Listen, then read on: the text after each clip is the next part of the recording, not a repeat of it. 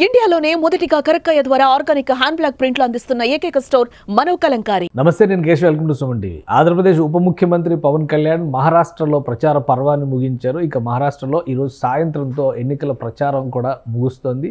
20వ తేదీన మహారాష్ట్ర ఓటు వేయడానికి సన్నద్ధమవుతున్నాడు. ఒకవైపు ముఖ్యమంత్రి చంద్రబాబు నాయుడు తన సోదరుడి మరణంతో మహారాష్ట్ర పర్యటనకు కూడా వెళ్ళలేదు. ఇప్పుడు ఒంటిగా తన భుజం పైనే ఎన్డీఏ ప్రచార బాధ్యతల్ని పవన్ కళ్యాణ్ నిర్వహించినటువంటి నేపథ్యంలో అసలు మహారాష్ట్ర ఎన్నికల ప్రచారం ఎలా సాగింది, రిజల్ట్ ఏ విధంగా ఉండొచ్చు, ముఖ్యంగా పవన్ కళ్యాణ్కి అక్కడ లభించిన ఆదరణ పైన సోషల్ మీడియాలో విశేషమైనటువంటి వీడియోస్ వైరల్ అవుతున్నటువంటి పరిస్థితి ఉంది. ఈ అంశం పైన విశ్లేషణ చూద్దాం. మనతో పాటు చంద్ర శ్రీనివాస్ గారు, పొలిటికల్ అనలిస్ట్ ఉన్నారు. చంద్ర శ్రీనివాస్ గారు నమస్కారం. నమస్కారం అండి.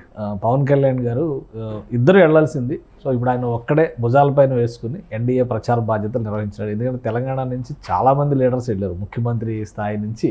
అంటే బీఆర్ఎస్ పోటీ చేయట్లేదు కాబట్టి నేషనల్ పార్టీ అనుకున్నారు, వాళ్ళు పోటీ చేయట్లేదు కాబట్టి వాళ్ళు దూరంగా ఉన్నారు. కాంగ్రెస్ నుంచి అయితే ముఖ్యమంత్రి నుంచి మంత్రులు మొత్తం కూడా వెళ్ళి ప్రచారం చేశారు. ఆంధ్రప్రదేశ్ నుంచి మాత్రం ఒక్క పవన్ కళ్యాణ్ గారు ఈ బాధ్యత నిర్వర్తించారు. అసలు ఎలా జరిగింది 2 రోజుల పర్యటనలు కానీ, అక్కడ రిసీవ్ చేసుకునేటువంటి విధానం కానీ, పవన్ కళ్యాణ్ గారి ప్రసంగాలు కానీ ఏ విధంగా ఉన్నాయి? మీరు అన్నట్టు బాధ్యత అంతా ఆయన భుజాల మీద వేసుకున్నాడు. బల్లార్పూర్ నిన్న చూస్తే కనుక, అంతకుముందు షోలాపూర్ రోడ్ షో కావచ్చు, మరట్వాడ ప్రాంతం కావచ్చు, నిన్న జరిగిన పూణే కంటోన్మెంట్ కావచ్చు, విశేష ప్రజాదరణ.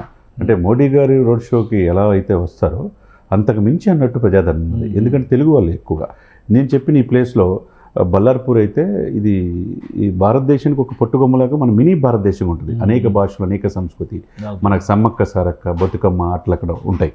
అక్కడికి వెళ్ళి 300 సంవత్సరాలు అంటే ఇక్కడ స్థిరపడ్డారు భవన కార్మికులుగా. ఇప్పుడు మహారాష్ట్ర అంతా వీళ్ళు హైదరాబాద్ సంస్థానంలో ఉండేవాళ్ళు, ఒకప్పుడు ఉండేవాళ్ళండి. ఇక్కడ మీరు చెప్పినట్టుగా ఇప్పుడు బలార్షా టేక్ అనేది మన ఇంటికి టేక్ ఏది మంచిదంటే బలార్షా అంట. చివరికి అయోధ్యలో మా 500 సంవత్సరాల కళ అక్కడ ఆ యొక్క దేవాలయానికి కూడా, రాముల వారి దీనికి కూడా తలుపులు బలార్షా నుంచి వెళ్ళి.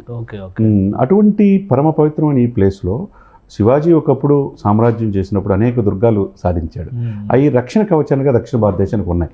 అటువంటి శివాజీ గడ్డ మీద ఆయన వెళ్ళిన తర్వాత ఆయన మాట్లాడిన తీరు, ఒకవైపు హిందీ, ఒకవైపు మరాఠీ మాట్లాడుతున్నాడు, విశేష ప్రజాదరణ పొందుతున్నాడు. ఎందుకంటే ఒక తెలుగు, మీరు అన్నట్టు ఎంతమంది పోయారు అనేది కాదు, ఎంతమంది ప్రజలు వచ్చారనేది, ఎవరికి వచ్చారనేది ఇక్కడ. ఇప్పుడు ఈయనకి వచ్చిన ప్రజాదరణ ఎవరికి లేరు. ఒకవైపు ఆయన శివాజీ రూపంలో ఫోటోలు పెట్టారు. ఆయన మాట్లాడిన స్పీచ్లు కూడా హిందూ సనాతన సాంప్రదాయం అక్కడ ఎక్కువగా ఆకర్షిస్తున్నాడు. అదేవిధంగా రాముల వారు ఎవరు చేయలేనిది అయోధ్య పునఃప్రతిష్ఠ రాముల వారు చేయగలిగారు. తర్వాత 10 సంవత్సరాల నుంచి ఎటువంటి దాడులు జరగలేదంటే కేవలం మోదీ గారు. ఇది 3వసారి ఆయన ప్రధానమంత్రి దేశానికైతే కాకూడదు అనేక సంఘ విద్రోహ శక్తులని ఒకటైని, కానీ మేము ఆంధ్రప్రదేశ్ అండగా నిలబడ్డాం అన్నాడు. అంటే మేము ఆయన్ని చేసుకున్న 3వసారి హ్యాట్రిక్ అన్నాడు. అటువంటి గొప్ప వ్యక్తి వల్ల ఈరోజు మహారాష్ట్ర ఆర్థిక వ్యవస్థ, అంటే ఆర్థిక పాయింట్ ఆఫ్ వ్యూ $5 ట్రిలియన్ వ్యవస్థగా రూపాంతరం చెందాలంటే 1,00,000 దాకా మహారాష్ట్ర నుంచి ఉండాలి ఆర్థిక రాజధాని. కాబట్టి హైవే మెన్ ఆఫ్ ఇండియాగా భావించే నితిన్ గడ్కరీ 720 కిలోమీటర్ల రోడ్లు వేశారు. అవి చాలా మనకి కనెక్టివిటీ మనం చూస్తున్నాం. కాబట్టి అభివృద్ధి అంటే ఎప్పుడు చూడండి, గత 10 సంవత్సరాలు మనం చూస్తున్నాం. కాబట్టి మహాయుతి కూటమిని గెలిపించండి.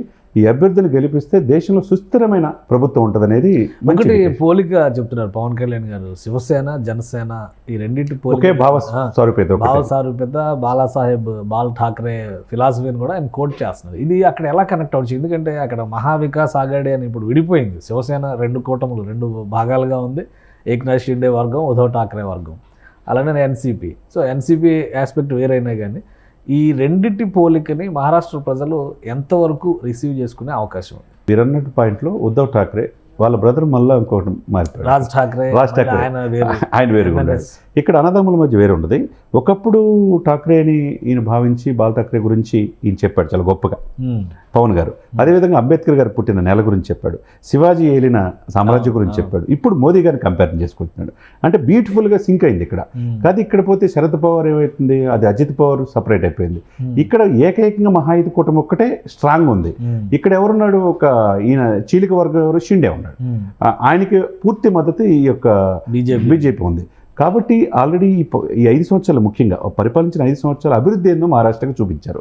మహారాష్ట్ర దేశ అభివృద్ధికి కీలకమైనది, అదేది ఇండికేషన్ ఇవ్వగలిగారు. అదేవిధంగా హిందూ సనాతన సంప్రదాయం అనేది ఇప్పుడు ఎప్పుడు లేని విధంగా హిందీ ఛానల్స్ అన్ని చూడండి సార్, ఫ్రంట్ లైన్ మీడియా మొత్తం కంప్లీట్ పవన్ కళ్యాణ్ గారిని విశేషంగా చూపిస్తున్నాయి.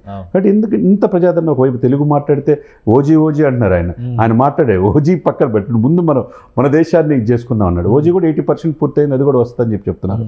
సరే, ఇవన్నీ కూడా చూసుకుంటే అండి, పూణే కంటోన్మెంట్ ఏరియాలో చూస్తే ఆ జనం చూస్తే అండి ఇసుకేస్తే రాలంత జనం. అంటే పవన్ కళ్యాణ్ ఏదో ఆంధ్రప్రదేశ్కి పరిమితం, ఒక ఎమ్మెల్యే కాని వ్యక్తి, చాలా మంది ఒక్క సీటు కూడా గెలవలేవాడు అనేటువంటి మాటలు చెప్పారు కదా. ఇప్పుడు ఈ ఓరియంటేషన్ ఎలా చూడాలి? ఒక్క సీటు కూడా గెలవలేని వ్యక్తి, 100% స్ట్రైక్ రేటు, కేంద్రంలో ప్రభుత్వం నిలవడానికి ముఖ్య భూమిక పోషించినటువంటి వ్యక్తి, ఈరోజు మహారాష్ట్రలో విశేషమైనటువంటి జనాదరణ ఎలా చూడాలి? డెఫినెట్గా ఇది అంటే ఒక ఎగ్జాంపుల్గా కేస్ స్టడీగా తీసుకోవాలి పవన్ కళ్యాణ్ గారిని, ఒక రాజకీయ చరిత్ర. ఎందుకంటే ఎక్కడ గెలలేని వ్యక్తి, ఎక్కువ చదువుకోలేదన్నారు, 3 పిల్లలు అన్నారు, 4 పిల్లలు అన్నారు, చివరికి మ్యారేజ్ స్టార్, ప్యాకేజ్ స్టార్, రకరకాల విమర్శించిన ఎక్కడ తొనకల వెనకల.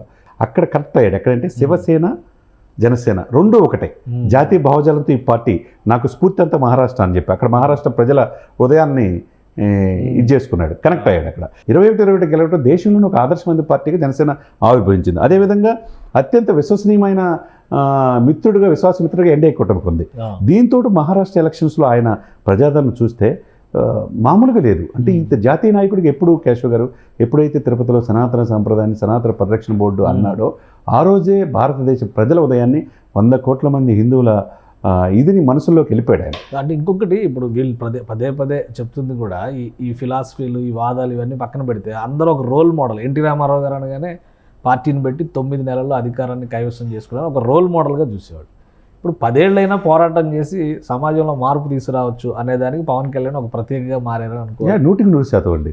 మనం చూస్తే చాలా తమిళనాడులో విజయకాంత్ని చూసాం, తర్వాత కొన్ని ఎగ్జాంపుల్ చూసాం. రజనీకాంత్ రాజకీయాలు నాకు వద్దన్నాడు, ఈ రాజకీయాలు నాకు వల్ల కాదని. ఇప్పుడు ఈ మధ్య విజయ్ వచ్చాడు, అంతకుముందు కమల్ హాసన్ పెట్టాడు, సక్సెస్ కాల. ప్రకాష్ రాజ్ గారు పెట్టాడు, సక్సెస్ కాల. వీళ్ళందరూ ఎందుకు రాజకీయ సక్సెస్ కాలేకపోతున్నారు? ఒక పవన్ కళ్యాణ్ మీరు అన్నట్టు దశాబ్దం పైనే పోరాటం చేసి ఈ రోజు నిలబడి, అతనిలో ఆ గట్స్ ఉంది, ఆ జాతీయ భావజాలం ఉంది. ఈ దేశం మనది. ఉగ్రవాదం, నేను నా కాశీకి వెళ్ళి మా నాన్నగారి అస్థికలు కలపడానికి వెళ్తే అప్పుడు కసబ్ ముంబై మీద దాడులు జరిశాడు. ఇప్పుడు ఆ రోజు నుంచి ఈ రోజు చూస్తే ఈ 10 సంవత్సరాలు ముఖ్యంగా మోదీ గారి హయాంలో ఏ రోజున ఒక ఇన్సిడెంట్ జరిగిందా చెప్పండి అన్నాడు. అదేవిధంగా ఓవైసీ బ్రదర్స్ కూడా వార్నింగ్ ఇచ్చాడు, నాకు 15 నిమిషాలు టైం ఇస్తే నేను చెప్తానని చెప్పేసి. ఒక రకంగా అంటే హిందువుల మనోభావాల్ని జాగ్రత్తగా చాలా స్ట్రాటజీగా తీసుకున్నారు. అక్కడ మొత్తం క్యాడర్ అంతా దేవేంద్ర ఫడ్నవీస్ స్వాగతం పలికిన కాడి నుంచి 15 నైట్ వెళ్ళాడు. ఈ 16-17 అంటే ఈ రోజు సాయంత్రంతో అక్కడ ప్రచారం ముగిసిపోద్ది. 20వ తారీఖు ఎలక్షన్ జరగబోతుంది. This is the right time sir. ఈ 2 రోజులు పవన్ కళ్యాణ్ గారు చూపించిన ఇది ఆ ప్రచారంలో ఎక్కడ 5 సభలు కావచ్చు, రోడ్ షోలు కావచ్చు. ఒక విధంగా సౌత్ ఇండియా నుంచి emerging national star Pawan Kalyan 100%. అన్ని స్టార్లు అయిపోయినాయి కానీ ఎమర్జింగ్ నేషనల్ పొలిటికల్ స్టార్గా అవతరించాడు.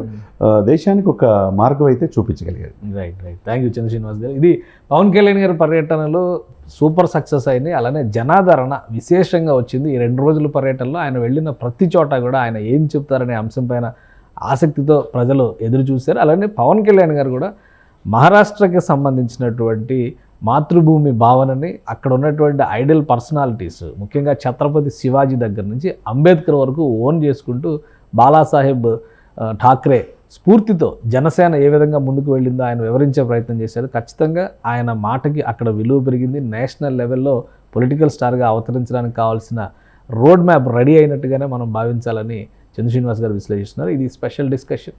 Keep watching. సుమన్ టీవీలో మీ పర్సనల్ అండ్ బిజినెస్ ప్రమోషన్స్ కోసం కింది నెంబర్కి కాంటాక్ట్ చేయండి.